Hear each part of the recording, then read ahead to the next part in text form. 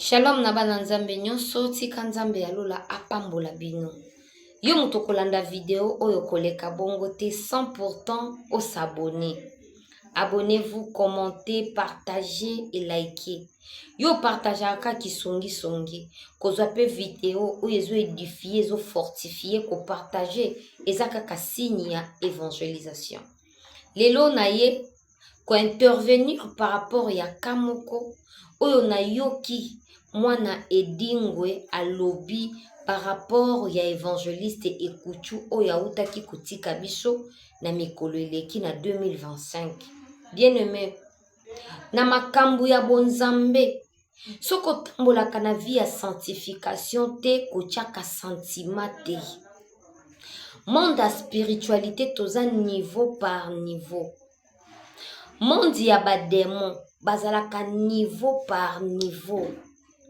Na départ ya Ekuchu toyoki oyo tokokaki koyoka. Mais lelo eza sortie médiatique ya mwana edingwe, mwana ya papa na biso edingwe oyo autaki kokufa. Nzambe azwa lokumu mpona liwa ya edingwe. Yende mokonzi ya milimu nyonso. Alobi nini? Na ba prophétie pe na ba message oyo Ekuchu apesaki par rapport ya papa na bango. Bien aimé. Abengaka ye. Ba créaka ba débat. Ekuchu a lança défi. Mwana edingwe pe a lança défi. Alobi aza grand maître. Aza na temple koleka bango. Bino moko boyoka. Comme ça, toko continuer. Ya alobi nga na grand maître. Ye pe alobi na ngam tobeta tobeti. Na kanisa koza pasteur nzo koza grand maître. Na olakisa yo. Bino moko boyoka. Makambo nini alobaki. Comme ça, toko zonga. Tout ça. Moi une touche na musana bango. Asunga bango caractère. Pourquoi la bataille qui déjà battu il y a salaire à ma vie. Tu vois quoi? Parce que déjà battu il salaire à ma vie. Donc il y a sunga bango caractère pour base de sous-zélé pour qu'il ait l'enfer bien quoi. Parce que bataille déjà battu ça à ma vie. Si battu est pour le kidding. Vous voyez nanda pour le kidding parce que vous avez déjà monté ça à ma vie, monté à ma vie. Diable à côté pas na yo. Au moins en Zambie, diable a quoi rappeler que OK na tira mu ya molini. Moi en Zambie, diable a quoi rappeler. Moi en Zambie abana ko rappeler toujours na bandila o ya ba bon chemin. Parce que Zambie ça dit omniscient, omnipotent, omniprésent na ba vie ya banana ye. C'est que diable a son opportunité en moi. Tu vois quoi? Mais donc moi déjà montuye mon pas faire des kuluka nini parce que aza déjà bongo. Ya mo dinga mande ko sunga bango kaka. Oh, c'est là bango c'est la bébé pour nous qui na enfer. Et moi ça me lola. C'est pas gala. Mais bien on passer au baie bana pe mona nda on a bien on bon on s'en fout na ba mona bi ba mo ebele na bi ba mo ebele bo on a fait comme ba mo chasse la famille baba ngaka bantambe parce que moni ko banga ntambe on bezali mayele mo tsoko banga ntambe ko za na mayele makasi oye ba mo ti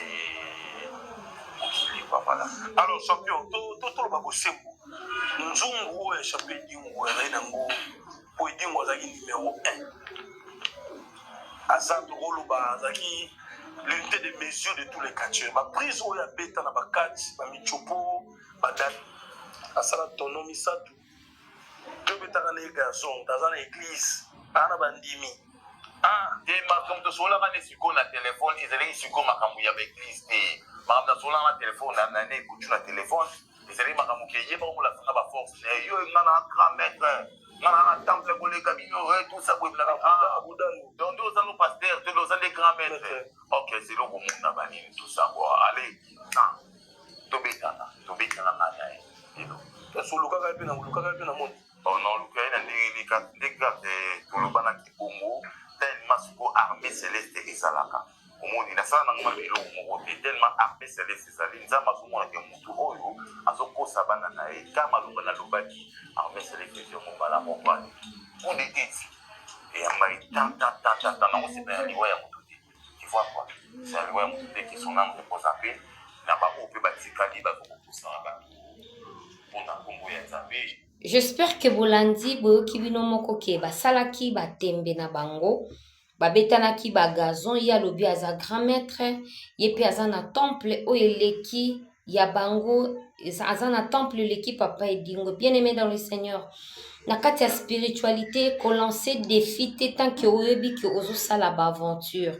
Makambo molimo basale la kangoma sekite. La spiritualité est drôle. Spiritualité est très compliqué makasi. Bien-aimé, boyoki bien denga lobi. Alobi nini armée céleste ezali. Toza na armée céleste ya ba démon, toza na armée céleste oyo ya bonzambe. Do lokola lansaki défi, bakotaki na spiritualité pona koluka ye. Alukaki ye, ba actualiser, ba identifier ye, ba comprendre ke na makambu ya bonzambe azokosa na ye mwana edingwa lobi yango clair. Pendant que ba retrouver ma songe kati na ye, bazalaki na facilité ya ko tripoter vie na ye. Bien-aimé, marchons dans la crainte de Dieu. Tozala na vie à sanctification. Moi je me rappelle ba série na bandaki ko travailler na Ekuchu, ayebisanga ki a lançant défi na edingwe pona koloba ke soki edingwa se repentir te akokufa. Eza na batu mususu okoki ko lancer bango défi te tant que baleki yo na connaissance spirituelle. Tant que baleki yo na ba obéissance spirituelle. Ce qui nous protège dans la spiritualité, c'est la sanctification et la crainte de Dieu. C'est la vie de la sanctification et la crainte de Dieu. Quand tu ne marches pas dans la crainte de Dieu, quand tu ne marches pas dans la vie de la sanctification, osa exposé na monde banduki. Osa exposé na batu ya loge pe batu ya science occulte. Et lui, il était exposé. Oko lancer défi tant que ozo tambola malamu te. Autaka su ko lancer défi bien-aimé. Ya koloba ke Moïse mbi akosala plein na stade te.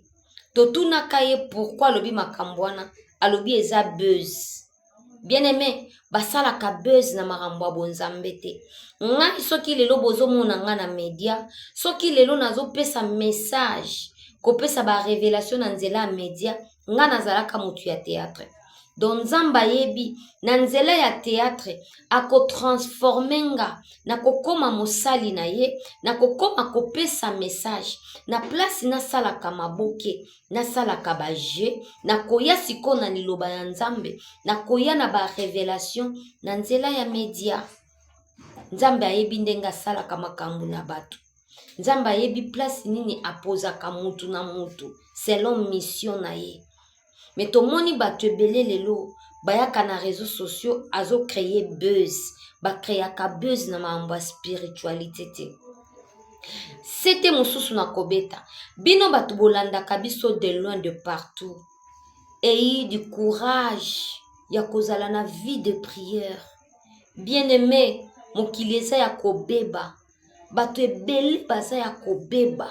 Bato tomona ba prophètes, bato tomona ba pasteurs, ce sont des charlatans, ce sont des marabouts. Lève-toi, prie. Rideau ya temple si et pasuka. Mutu nyonso akoma na accès. Oyozo linga prophète bien prophétesse asalela yo. Tu as cette capacité là. Tu as cette lampe là.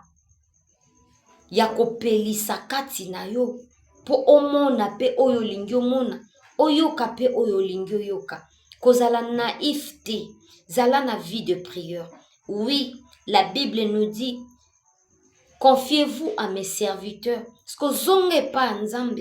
Yebisa nzambe. Tokomi na temps de la fin. Tokomi na temps ya apocalypse. Révélenga.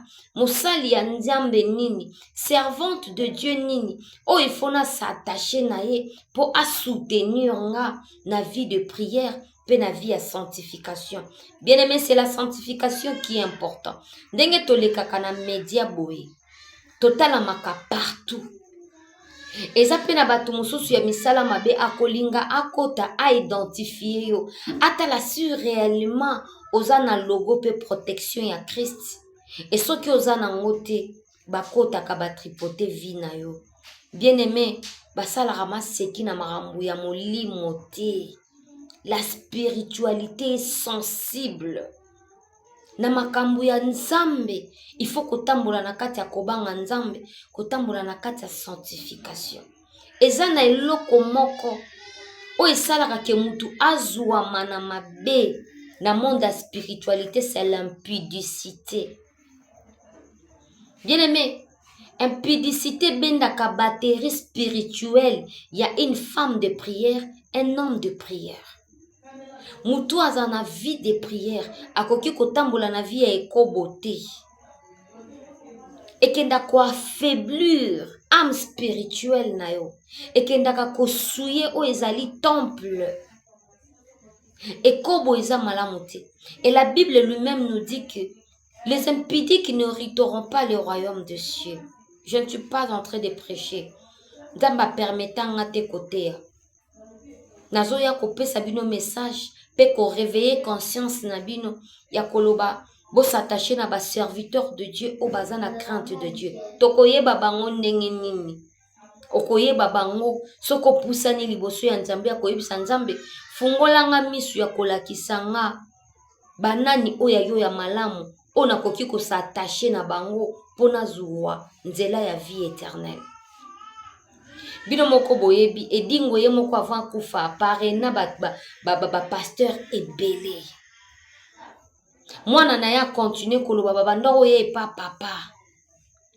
Mais place au fandi ndeko nanga mwasi mobali ozana makasi ya koluka Nzambe te olingi komona prophète na internet te oyo se confier. Osema kambongo no epa nani opesaka wapi. Parce que zana batu mususu tangu yozo semozo kanisa Nzamba kosala otie na kitunga ya marabu. Mais yo moni opesi musala ya Nzambe. Ezana ba serviteur de Dieu belé yo tindi mbongo na yo okanisi yo seme nzoka nde akelongolela ngo protocole zemi ake kokota nango hotel ake kosala vie moko ya malamu te akomande tembo akomande tiobo na ye bawika na ye. Mais yo seme bien aimé senga Nzambe alakisa yo ba vrai serviteur de Dieu.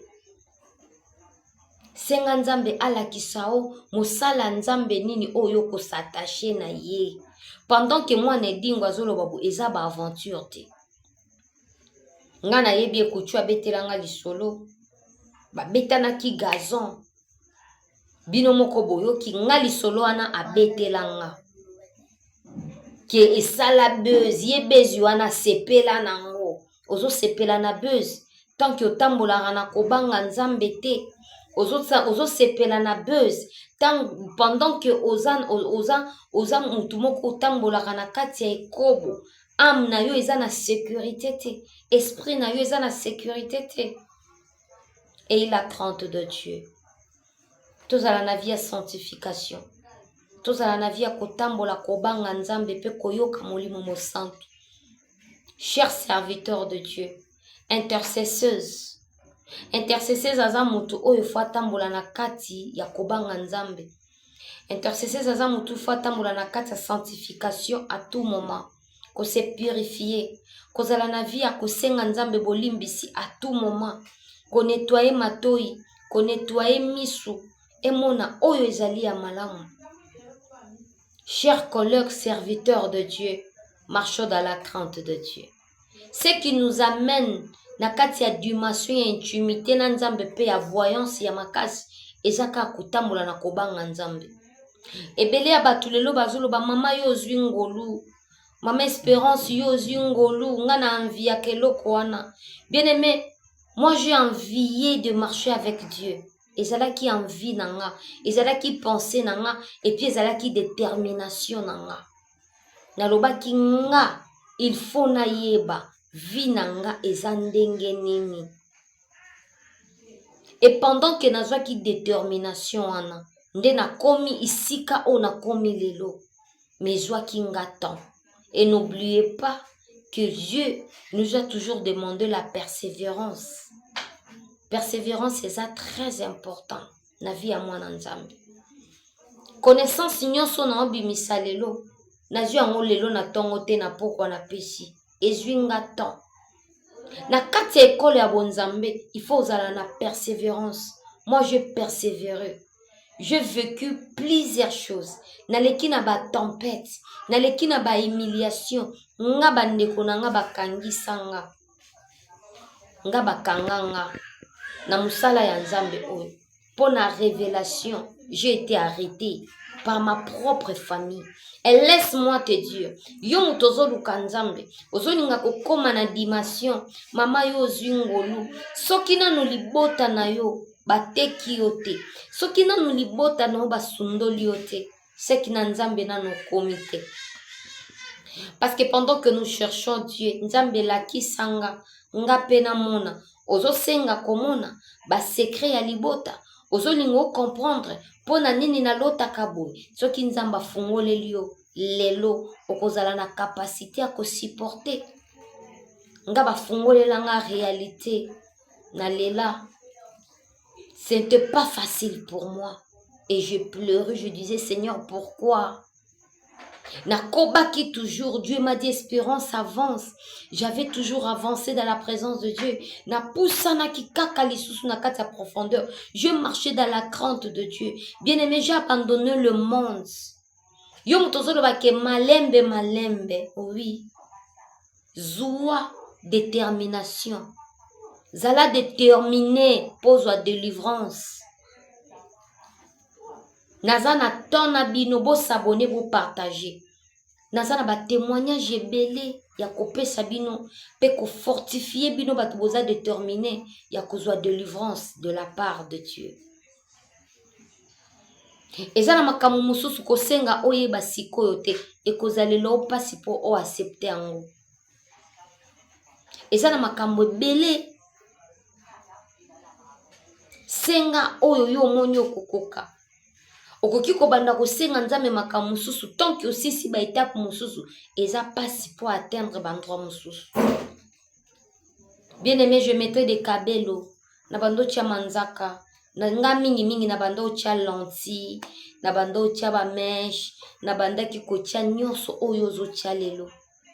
Mais tant que koma ki ko senga ke na mata na dimension ya spiritualité, j'espère que zo monanga ata poudre ya pamba na tiaka na elongité. J'ai accepté ya kotika ndenge nzambe aluba créer l'homme à notre image. Je me suis repenti. Même si nzambe limbisanga okelanga na lentité, okelanga na kabelote, menga na bakisaki yokelanga mawa. Lelo na ndimi ko se dépouiller, lelo na se repentir na ba fossile, na ba fausse manzaka, na ba faux cheveux, na ba talons, na ba pantalons, na biloko nyonso bandaki kopesa nzambe lokumu te. Je me suis débarrassé de ça pour suivre le chemin de la vie éternelle. Et na gardaki na ndaku te na tumba, na bwaka. Na changea habillement na nga, kaka pona zala na kati ya intimité na nzambe. Lolenge olingaka ko protéger libala na oyo ekufa te. C'est la même chose ya kolinga koluka libala ya malamu na nzambe. Bien-aimé, dépouillez-vous. Soko lingi komata na monde ya spiritualité. Tikala nde nzamba loba créer l'homme à notre image. Reste l'image de Christ. Tikala ndenge nzamba kela yo. Dépouille-toi. Les cas na repentance sincère. Senga nzambe bolimbisi. Ya parcours ya bo jeunesse na yo. Okomona ke okomata. Nzamba omatisa yo escalier ya voyance. Nzamba kolongolelo babotutu ya balua familial. Bien-aimé, nakoya na témoignage. Nakoya na témoignage. Et comme a kindenge nini, bandeko nanga moko ba faire arrêter nga. Et comme a kindenge nini, ba bimisa mbongo, ba signer liwa, nga libota nanga, ba signer liwa pona nga. Bango nyonso baganga langage moko, baloba na kufa. Basengelanga Barnabas, ndenge baselanga ka Jésus, balobi christifiez-les. Moi, ma famille, on dit ça. Et pendant que nakomaki na dimension wana, le Saint-Esprit m'a dit, espérance, bitumba na yo, et s'il komina suka. Bien-aimés, attachez-nous à Dieu. Nyoso ya mokili ekoleka. Oyo zolengela lelo eleka. Il suffit osala malaise. Obosana na kotia periki wana okokobwaka te. Il suffit osala malaise. Okokotia chiffon ya fond de tete. Et bon soko kangi miso kufi. Donc otia beauté. Bien-aimé, rachetez le temps quand les jours sont mauvais. Concentre-toi. Zala déterminé de vrai. Boya en fer. Pona lola. Okoboya en fer ndenge nini. Il faut que se débarrasser na nyonso eza ya mokili. Na kati ya Bible omona Jésus azoloba. Le prince de ce monde arrive, mais il n'y a rien de lui à moi. Pendant que monde des ezokuta yo na biloko na bango, ozwa délivrance ndenge nini. O respecté te. Okozwa délivrance ndenge nini pendant que yo oza na biloko na bango. Tu as tout ce qui est fausse. Babengi yango faux cheveux. Babengi yango faux ongles. Babengi yango faux cils. Po oyo bakisaka ya ba fond de thé, ce n'est pas toi. Et dernièrement, dans 2 jours, 3 jours, na pemaki na yokaki on dirait pongi, on dirait lourdeur. Na tchemutu na mesa boy. J'ai attendu la voix de Dieu qui me dit, nazoya kozwa ba oyo ba bongami. Nzamba ebisinga azoya kozwa ba oyo ba bongami. Yo muto zolinga nanu na malembe soki nzambe lelo ayo aucun fer. Okoyebisa nzambe ke na banda obongama malembe. Je m'excuse. Pendant que bozo yo kabiso. Tozo leka na ba téléphone na bino, na ba télé na bino, na ba ordinateur na bino. C'est le moment ya kozwa détermination. Ya kolongola nyonso. Et ça na batu mususu na bo jeunesse ba bête ça ba tatouage. Bien aimé, tatouage eza marque de la bête. Tatouage eza na langage satanique. Oza lisusu na image ya nzambe te. Yeba ke soki Jésus-Christ a elelo okokende en fer. Repentez-vous. Le royaume de cieux est proche. Repentez-vous. Bien-aimé, en fer eza passe. En fer eza passe. To se dépouiller. Longola nyonso oyo eza mpona lokumu ya nzambe te. Longola nyonso oyo nzambe alingi te. Bien-aimé, ngana se dépouilla na détermination. Parce que j'avais l'envie de Jésus-Christ dans ma vie. Nazaki na besoin ya omata na nzambe. Nazalaki besoin ya ko découvrir. Nazalaki besoin ya koyeba vie na nga naza nani. Et pendant que je me demandais, Nzambe a identifié nga, alakisanga ke naza ange. Robe nanga eza, assuranga na elamba nanga, ma robe là. Na elamba nanga ya gloire, elamba nanga ya nkembo, nzoto nanga ya nkembo eza. Alors toi qui me suis, za anviaka mingi mahambo ya Nzambe, et ko réclamer âme na yo na kati ya ténèbres. Ko anviaka ya mokili te, komipesaka na oyo ya mokili te, yo ozakala modi kaka. Rideau ya Versace, rideau ya mususu Chanel, rideau nini complet ya boye, ba griffe nyonso wana, eko intervenir te na moment ya jugement. Tosala oyo eza malamu. Tosala oyo ekosepelisa Nzambe. Et na parcours à vie nanga na lobaka nga il faut na salela kaka Nzambe. Nane lo mususu osala te. Naza ne loko mususu ya kosala te. Et là je m'apprête ya kobanda ba évangélisation na kati ya balabala bien-aimé pour l'amour de mon Dieu. Nalingi na banda ba évangélisation na kati ya balabala, koganga na kati ya bawenze, kotambola moi pona kaka na salela mokeli nanga. Na o Nzamba salela nga, il faut kaka na salela ye. Na pesi action de grâce, ya corps, âme, esprit nanga, ezalaka action de grâce. Mongongo nanga ezala offrande. nzoto nanga eza offrande, suyer nanga eza offrande. Pendant que na kosimba micro na bafle, na bandi koganga, kobondela pona batu, koyambisa batu Jésus Christ, eza offrande, eza dîme, on apesi nzambe ya vie nanga mobimba. Boni boni na kende en fer. Pendant que na kosala bongo, nzamba obombela ngati, akotisa nga lisusu na kati ya intimité profond, na ozanga kozwa ba révélation te. Bien-aimé, abonnez-vous massivement. Nzambe ya lola apambola bino. Au s'abonner, au partager, au liker. Ceux qui tokoki 1000 abonnés, to lancer prière en ligne pour la délivrance, phénomène mari de nuit, pe femme de nuit. Nalingi bino mingi. Oyo aza na motuna ya kotuna nga, akomi na commentaire, na kozanga te ko répondre yo. Tika nzambe ya lola, asala bino bolamu. Bye et à la prochaine.